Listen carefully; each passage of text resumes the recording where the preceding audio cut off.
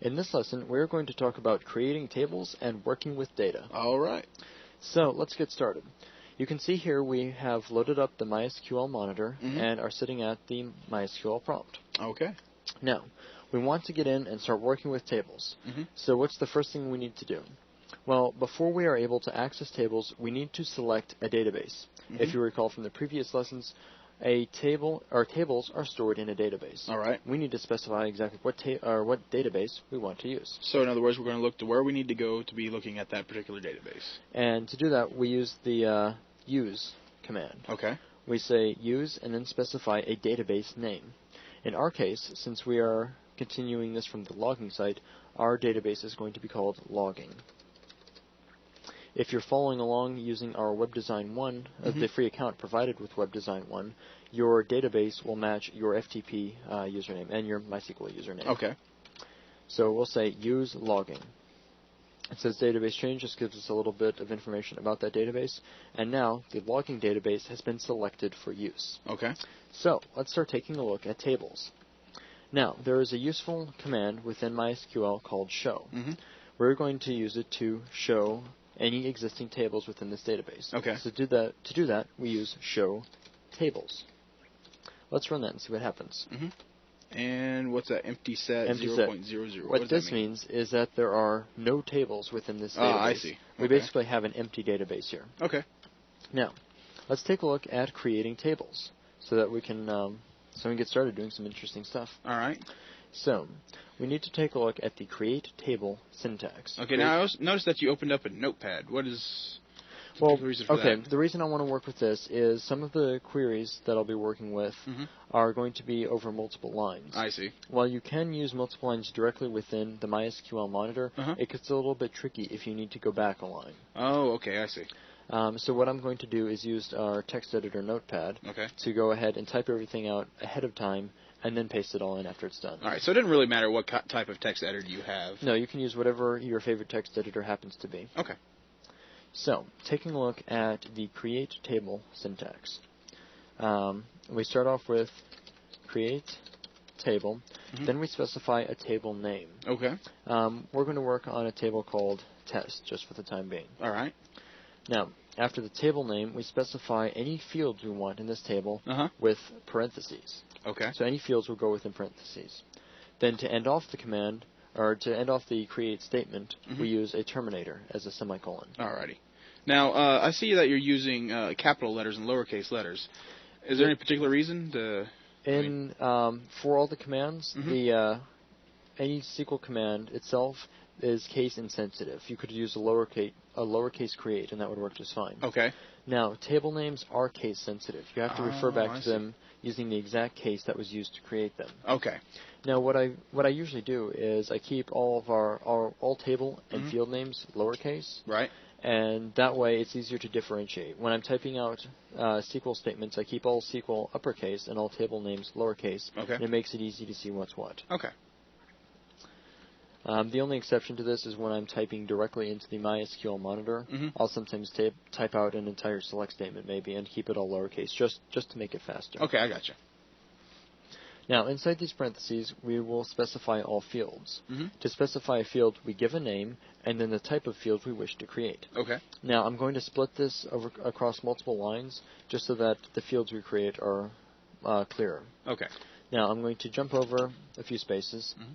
And let's create a field to contain data within this table. All right. Let's create a name field. Use something that we can store names into. Okay. So we specify the name of the field.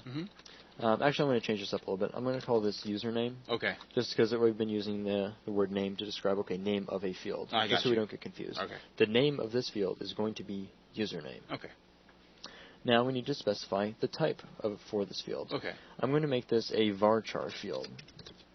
Varchar is a way of storing alphanumeric characters, similar to, if you want to think of it as a type of string. Okay. If you remember from previous lessons in PHP.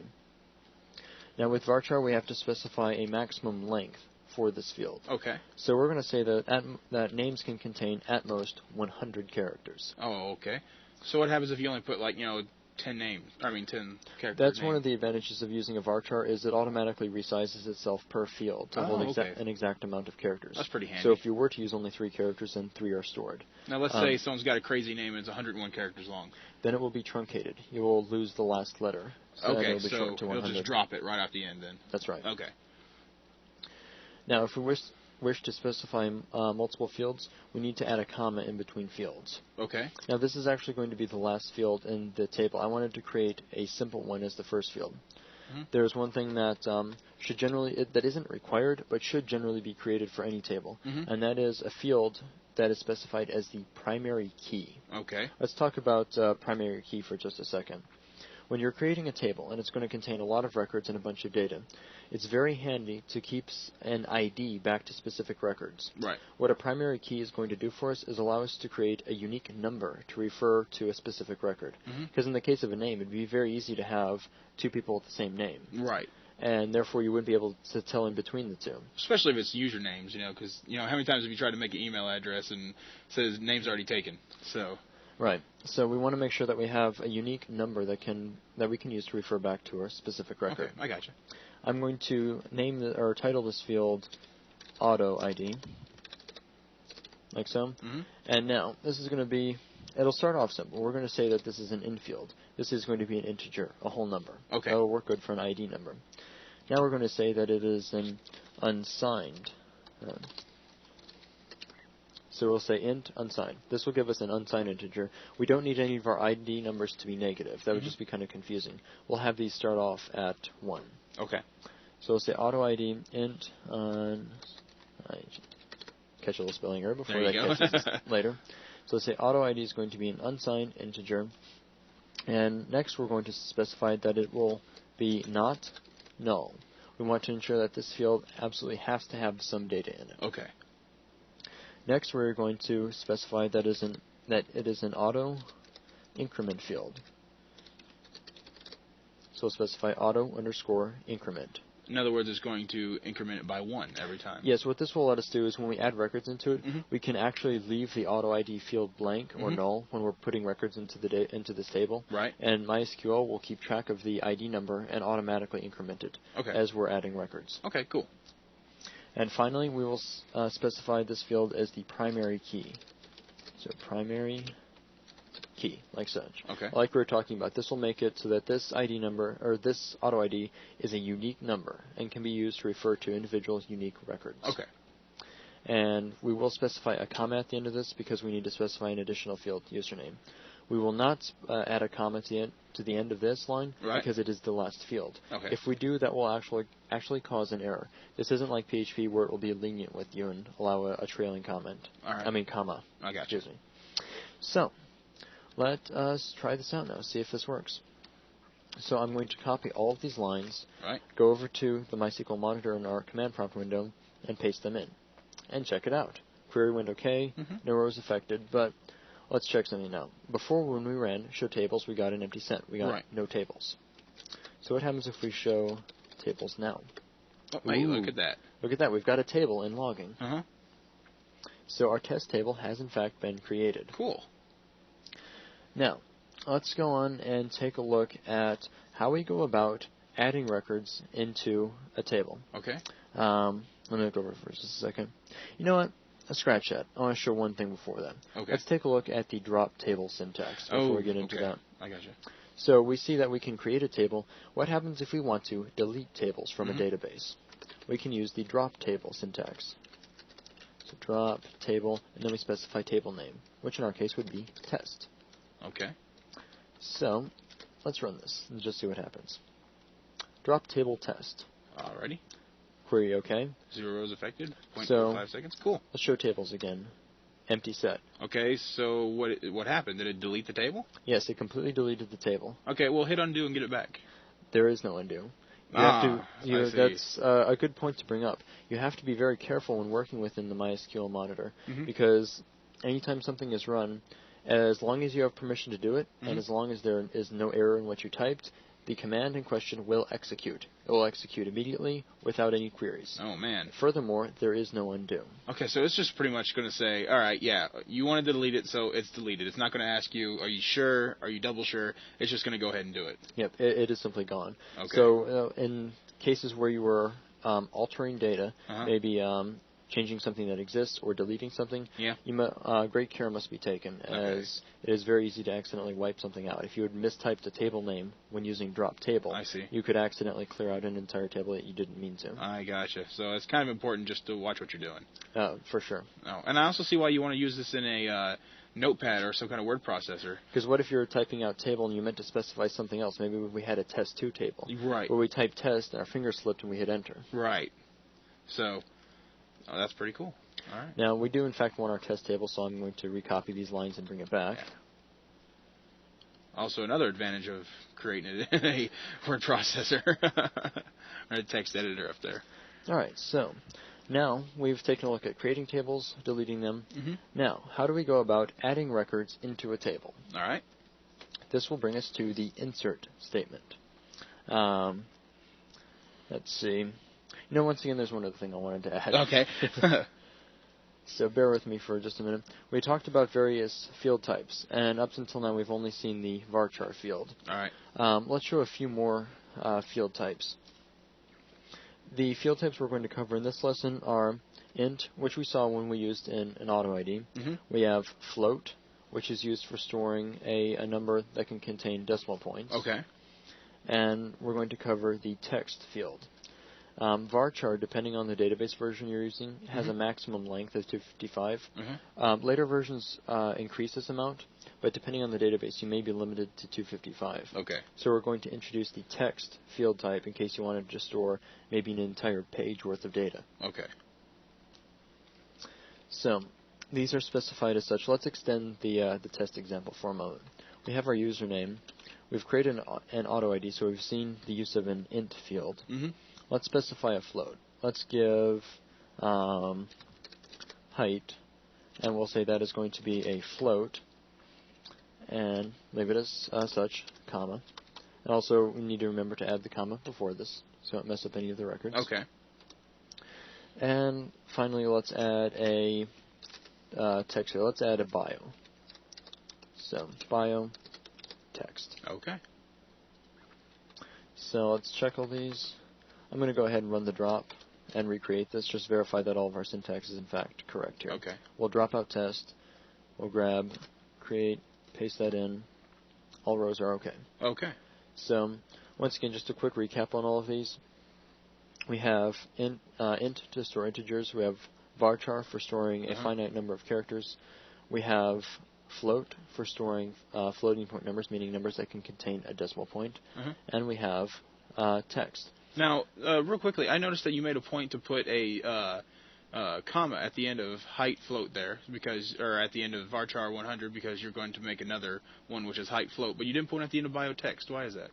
Well, once again, just like before, when we're leaving the comma off of here, it's the same thing. This is the very last field specified, and if we add a comma, then MySQL is going to be expecting another field. I see. So if it encounters a comma and then nothing, that will generate an error. Okay, so it's not like PHP where it's lenient on that. Exactly. Okay. So, once again, these aren't all of the data types available to you. Right. It's just ones that will become useful in lessons following this one. Okay. So, just giving a brief overview, I'm actually going to take those back out now. Okay. Because for our purposes, just the two field table will work just fine. Okay. So, all right. Okay. So we've taken a look at not only create, but also field types, which could be very useful to us. Now, moving on to insert. Insert is what you use to add records into a table. The syntax goes as follows. We use insert into table name, so for us it will be test, and then we specify values, and all values go within parentheses. What this does is, fix my casing. So within the parentheses is where we place the values that will be going into fields. Okay. Notice we actually specify values. That means exactly what it says. We don't specify field names here. we specify only values. This means if we wanted to add something to test, it seems like we would add a number, and then we would add some type of character field. Okay. So we could do something like add 1, comma, and since this is a character field, we need to treat it like a string and put it within quotes. Okay. So let's say for field 1, we add Logan. Okay. Now, in the case of a table where you have a primary key, we're going to omit the number and simply place null there instead. So we'll say insert into test, the value is null, and Logan. Okay. So let's run this. And it seems to have worked. All right. So on the table itself, you should be on there. Yep. Now let's take a, before we get into looking at data, Yeah. let's finish off a few more things with insert. Okay. Now you notice that I had to put something to buffer this in. Yeah, we were talking about we wanted to omit this because it was automatic. Well, why couldn't we just completely omit the entire thing? Yeah. Like, let's say we wanted to add you to the database now. So we wanted to input a record for tree. for Terry. And you know what's sad is I type my name every day, but I do that all the time. That's awesome. So when we were talking about an auto increment, like basically an auto-created key, so wouldn't that make sense that we could completely omit it? Mm-hmm. Let's see what happens if we try, though. Column count doesn't match row count at row 1, so we can't do that. Okay. Well, basically, what's happening here is we aren't specifying any fields or any columns. Okay. We're just saying that we're inserting values. If you do that, then all the values you input must match their columns in order, which means we have to specify the auto ID, then we have to specify the username. Okay. We can't specify them in reverse order, and we cannot omit any of them. Okay, I gotcha. Now, what if you wanted to do that, though? What if you wanted to input only certain types of fields and let the rest of them all default? Right. It is possible to do that. We just have to modify the syntax. What if we specified some parentheses before values? This would allow us to specify only certain fields. Okay. So let's say that in this case, since we're only interested in username and we have put specific handlers in place for the auto ID, let's only add to username.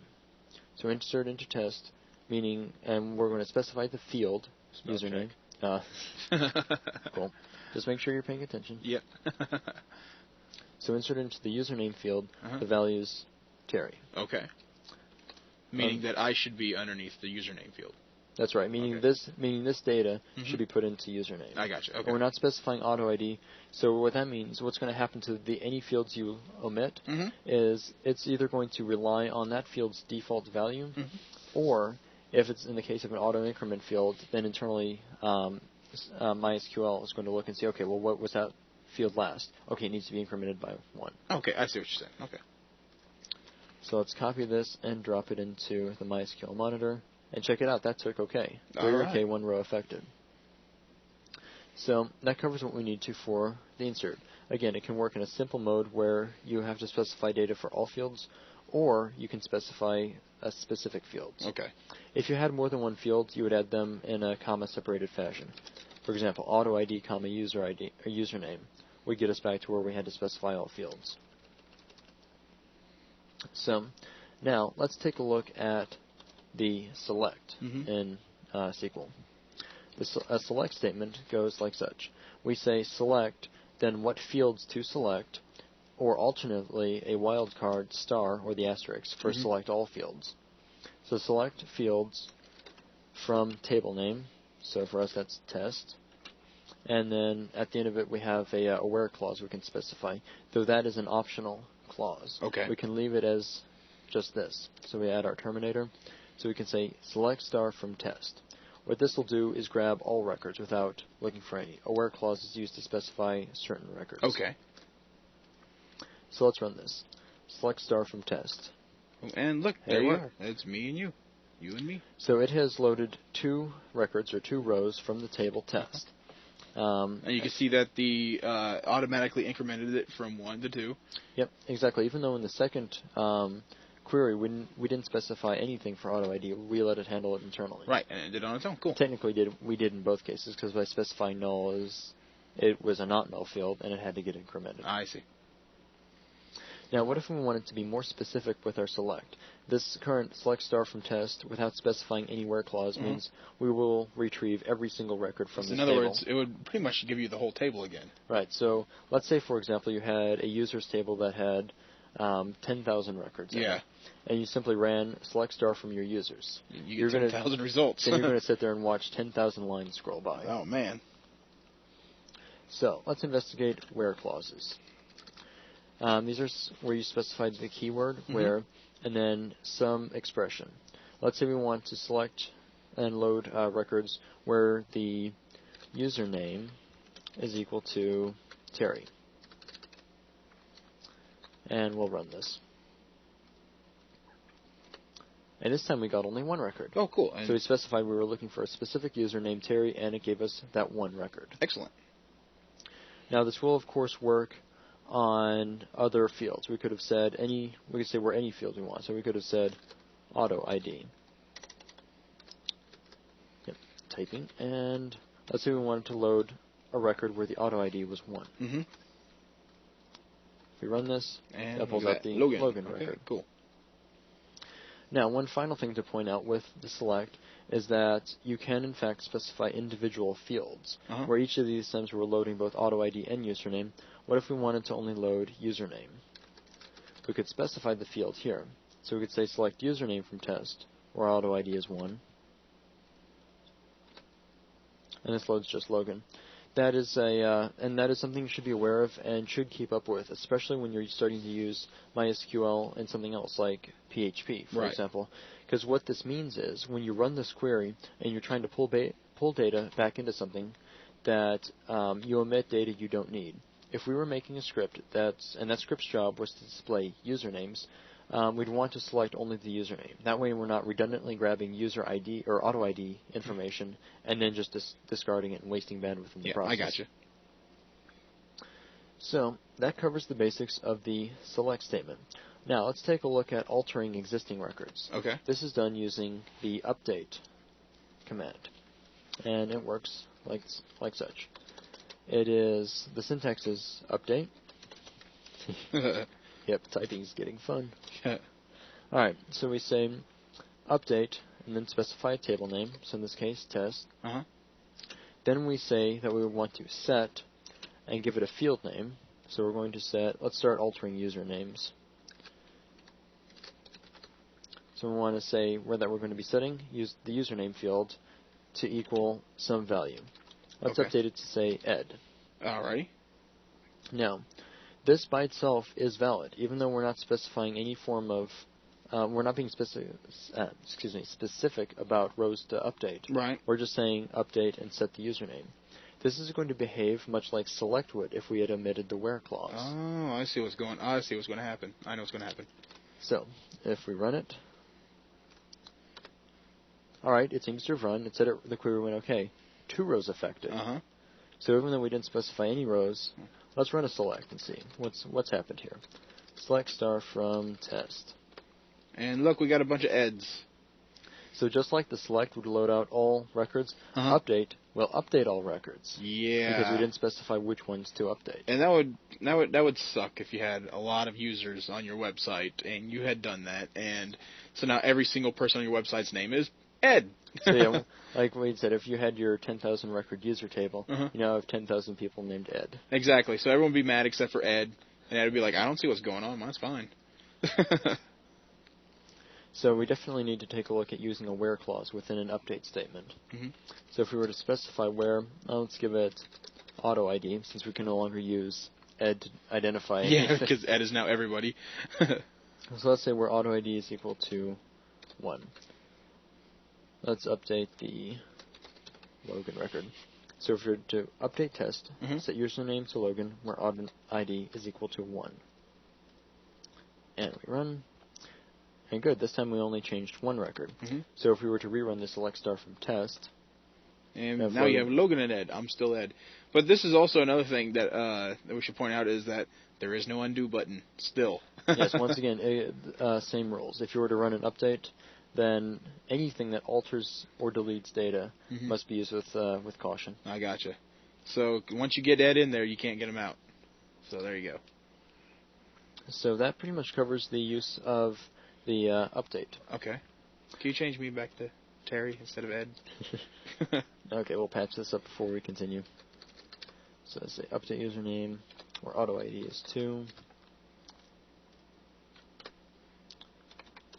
And there we go. Yay! Now it's lowercase. Well. But it's going to stay like that. Alright, now, that brings us up to one final thing we need to show. Okay. And that is the delete syntax. Delete, as you may have already guessed, is used to remove records from a table. So the syntax goes where you say delete from, and then you specify the table name. So let's say we're going to delete from test. And as with select and update, you have the option to specify a where clause. Okay. So what happens if we were to leave it just delete from test? Almost got a bad feeling about running this. Yeah, that right off the bat makes you get that funny feeling in your stomach. Delete from test. Query was okay. 2 rows are affected. Oh no. So select star from test. It's back to being an empty table. So you killed the whole table. Well, that's an interesting thing. We didn't kill the whole table. If we show tables, test is still there. Oh, I see. You just deleted the fields. That's right. If you delete all records from a table, you can have an empty table. As a matter of fact, when you first create a table, it's empty. Okay, so now the ID got cleared, and so did the Logan and the Terry. The usernames got cleared also. All data got cleared out of the table. I gotcha. So now we need some data added back in. Let me go back to our inserts and add both of our records back in. Just copy those over.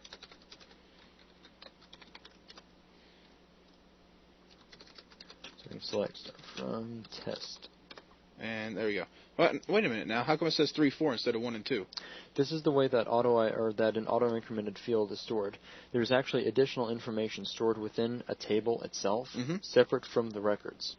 Okay. One of those things is the current, I guess you could say the current ID increment value. Okay, I see. So once we hit value 2, it's stored in that table that, alright, we are currently at value 2. Therefore, the next record inserted is going to be 3. So it's telling you, yeah, those 2 guys you just deleted were 1 and 2, so you guys are now 3 and 4. Right, basically there is information that will survive the delete. Even if you delete all records, the auto ID isn't preserved, it's the incrementing ID. I see, the table. The increment ID. So even though it's been cleared, we say, alright, next record. What was our last ID for this entire table? Oh, it was 2. Okay, we need to go on to 3. Oh, I see. Okay. So even though the IDs are different, we do in fact have our data back. Okay. Now let's talk about using this with a where clause so that we can more accurately delete records. Okay. So much like with the select and the update, we can specify where and then give some type of expression. So we could say where auto ID is equal to 3. If we were to run this, 1 row affected. And now only my record's killed gone. Yourself. Okay, I see what you... All right. So once again, if used with a where clause, this can be perfectly accurate. But as with all the others, it requires caution. Yeah, because once again, there is no delete. Because if you delete from your 10,000 user table, then you no longer have users. Right. But and one last thing to point out is, once again, like you're saying with does this completely clear the table? No, it only clears the records. If we wanted to delete a table, that's where we use drop table. I see. Drop table completely deletes the entire table. Delete from only deletes records within. I see. So if you threw yourself back in there, would you be number 5? I believe I would. We can go ahead and show that. Okay.